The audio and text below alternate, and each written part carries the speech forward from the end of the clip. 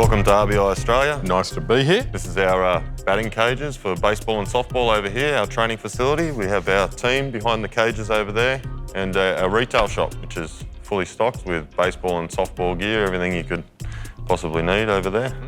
What do you do in the nets? What happens in there? People can hire them out and they do either hitting or pitching. We also run our RBI Academy in our cages. The middle net draws back and we can do fielding or we can put it back up and do the hitting. We have one-on-one private coaching that runs in there also. How did you get into this, Matt? Well, I've played baseball since I was 4 years old and I've got a real passion for it. I went into coaching from the time I was 18 and yeah, I've always thought we needed something, especially a store out this way, because the closest stores are, an hour's drive or so away. The batting cages and training facilities, we've never had anything like this around. I would have loved the opportunity to train like this when I was a kid. Yeah, sure, right, I can imagine. Yeah, could have really taken our game to the next level. What did you do before this? Like, what was are you a small business guy before this, or No. is this your first business? Yes, well, I'm a baseballer trying to run a business, really. Right. But yeah, I've done everything from, I'm a butcher by trade, I'm a carpenter by trade, I've run warehouses, I've worked in bars.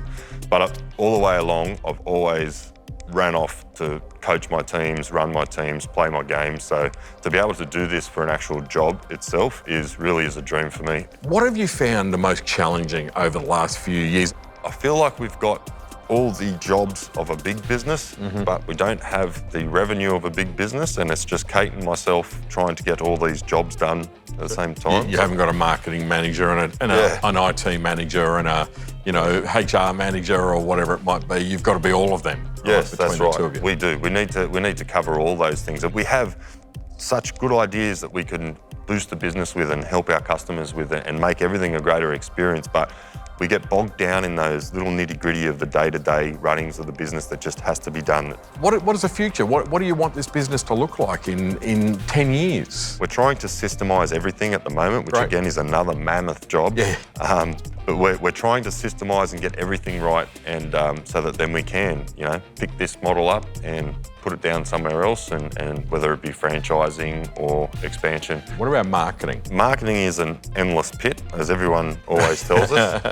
I'm a marketing man, I understand. Yeah, good. We have done very little marketing. The only marketing we've done really is me doing the Facebook page and the Instagram. Yeah. So I try and update that daily. You can tell the difference when I don't post and when I do post stuff. You really can tell the difference in the results in the till. I think it's a really important point because we often think that marketing is tied into budget. If you haven't got any money for marketing, you've got to do no-cost marketing.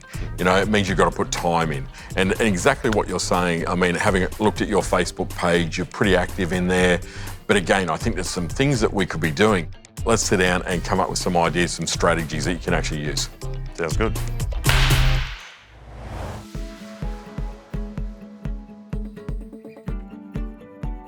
You've very kindly told me all about your fabulous business. We know where you've started, the challenges of starting something, with a global pandemic in the middle of it. So in terms of cash flow, what have you been trying to do, or what have you been working on since you've started to try and alleviate that challenge? Well, we generally have been trying to squirrel away our nuts, in the busier periods to when all these things like COVID and stuff came around, because that just drained our finances that we had saved away. It's such a common thing though, most businesses have cash flow problems regardless of when they start, regardless of what is happening at a global level. It's very stressful when you're going through it, but I think you're doing a lot of the right things. What I love hearing is that you know your numbers. You're really across, you're getting good advice, you're talking to a proactive accountant that's also giving you business advice around refinancing, and you mentioned to me what your operating costs are. A lot of businesses, I ask them, what are your operating costs? They don't know.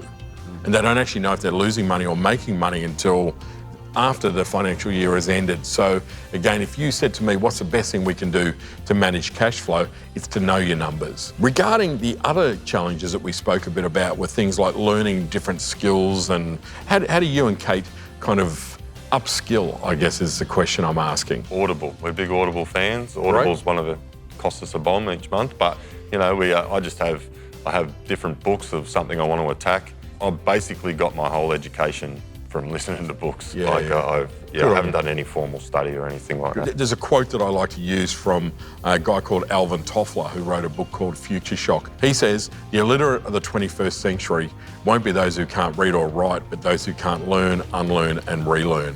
And in small business, we are constantly learning something, then a new bit of technology comes along, we've got to forget that, and we've got to learn something new. And there's no small business university where we all go and get all of our knowledge. My main background in business is really around marketing. I think you've got some really extraordinary potential with marketing by making a few little changes. What I think is missing from your marketing, both in your social media and actually on your website, is you.